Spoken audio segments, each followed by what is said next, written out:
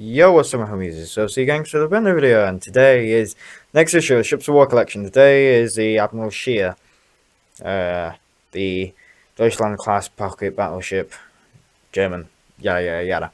So anyway, here's the ship that we get. Oh, the Admiral Scheer 1939 variation, not the 40s variation. I'm quite confused. Let me just prove it to you that it's 1930. God damn it, curse this lighting. Right, there we go, 1939. Anyway, let's look at the ship itself. So obviously this is a German pocket battleship. Very small, very small. So yeah, this isn't the actual this isn't how it actually was, how she was actually finished. But anyway, obviously yes, they've added on the decal, that little yellow bit you see at the bow. That is the decal. Yeah, don't know if they have it on the other side. Yes, they do. Oh god, the camera. It's terrible. But yeah. So anyway, and obviously she was armed with 11-inch, I believe, yes, 11-inch. 6 11-inch main armaments with small secondaries. I forgot what they were. I think they were 6-inch. Was 11? Yes, they were 6-inch armaments.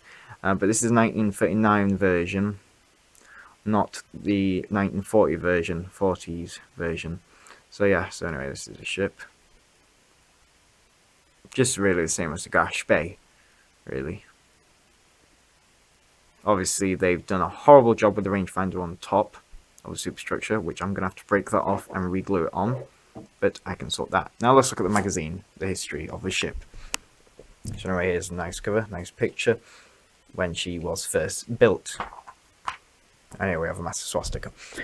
So anyway, we'll go to the next issue. I'm a bit annoyed with the next issue, but anyway. So obviously this is about it, blah blah blah, about it being made, her being made, and what she was named after, Admiral Scheer, who was a U-boat guy, took part in the Battle of Jutland, and he was in charge of the main force, and many people argue. But anyway, and what happened was that basically the whole Treaty of Versailles and the Washington Treaty. Treaty of Versailles, ships could only be a certain length, this small. So what happened was that what happened was that the Germans found a way around it, and basically they made them small with big guns. So basically they were very powerful battle cruisers, the most powerfulest in the world. And obviously 3 of them were made. Deutschland, which was renamed the Lutzow, Gash Bay, and the Admiral Scheer. And obviously what happened was that she was first sent out. She was christened and launched by the granddaughter of Admiral Scheer, I believe. Here she is here being launched, I believe. And this is what she came out like, with the normal sort of look, you know, without the funnel cap or anything. And she took part in, obviously there was the Spanish Revolution, Civil War, where the Nationalist Spain fought against the Republic Spain, and basically in the end the Nationalists won. And what happened was that the Deutschland, her sister, was attacked by Soviet forces. So basically she was sent along, and she basically opened fire on Almeri's coastal batteries to basically say, what the hell are you doing, you Russian scumbags? And then Stalin realized, maybe I shouldn't have done that, and he had to pull out. And the nationalists won, and that was really it. And they were basically used as sort of rescue ships to evacuate German citizens and refugees, etc., from Spain, as it was a war zone. Anyway, here is the emblem. Every German ship had one of them. This is Admiral Scheer's. Like Bismarck, she had like her free leafy thing. Yeah, and Prince Eugen, she had like this cross thingy with like lots, like a coat of arms. Anyway, so here's the specifications. This is what she actually looked like. This is the updated version. Clearly they're incapable of making this version. And it looks very... I'm not going to say what it looks familiar to. I was looking at ships before, and I looked at the Graf Zeppelin, and I was just pissing myself laughing over it because of what it looked like if it was finished. And I was just like, oh god, really? Just imagine packing 1,000 Stukas inside it, just unleashing it. It would be sheer hell. And obviously this is about the length, everything. This was how big her shells. This is a main armament. These are the size of her shells. Primary armament was, as I said, 11-inch guns, with the secondaries being smaller 6-inch guns. Let's see. That's my cat. He moans at stuff. I don't know. She also had crook palmer, 3-inch thick, or 3.1-inch thick.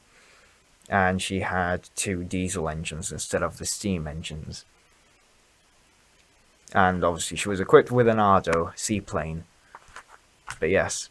And what happened was that she went into the Atlantic, and she actually did really well. She was actually the most successful out of any capital ship. She sunk a lot of, I knew it was one ship that sunk tons, and then I found out it was the Admiral Scheer. And she sunk tons. She sunk in about one trip over 130,000 tons.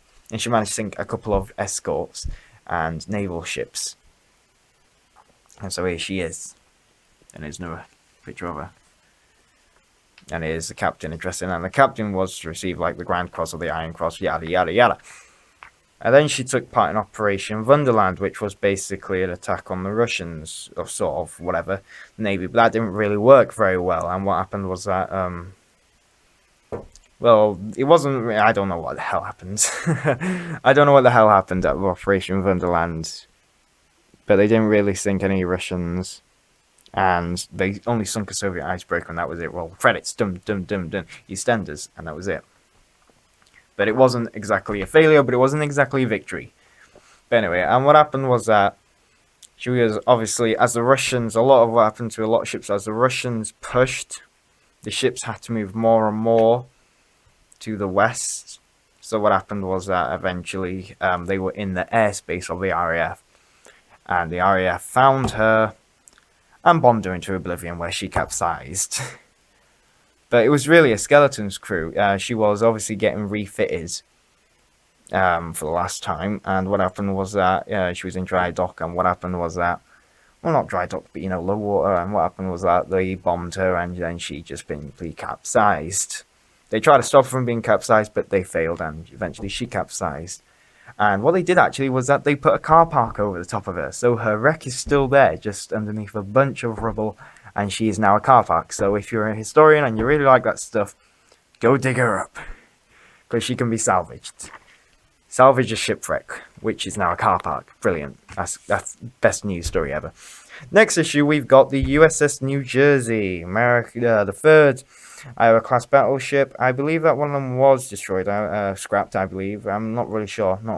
They hardly lost any ships, the Americans, apart from small cruisers and JFK's thingy, and that one aircraft carrier at the Battle Midway. And yeah, you get the point. And don't forget that one with the kamikaze. But yeah, USS New Jersey, which look exactly the same as the fucking Missouri. Sorry about that. It's got the exact same camo. It doesn't make any sense. Why? But anyway, and that was the Admiral Scheer. I hope to God they better do something, because I mean they're just being lazy. The people who make this. I mean, they've done the 1939 variation. They haven't done any other variation. They've done this variation, which is just stupid. Really, they haven't done the 1940s variation because it's too complex for them to make. Or basically they don't want to cut the budget system, and basically they got budget problems. But anyway, I'm not going to slag them off. So anyway, I hope you enjoyed this video. This has been issue 19 of the Ships of War collection. And remember to like, comment, and subscribe, because every YouTuber says it. And I'll see you in the next one.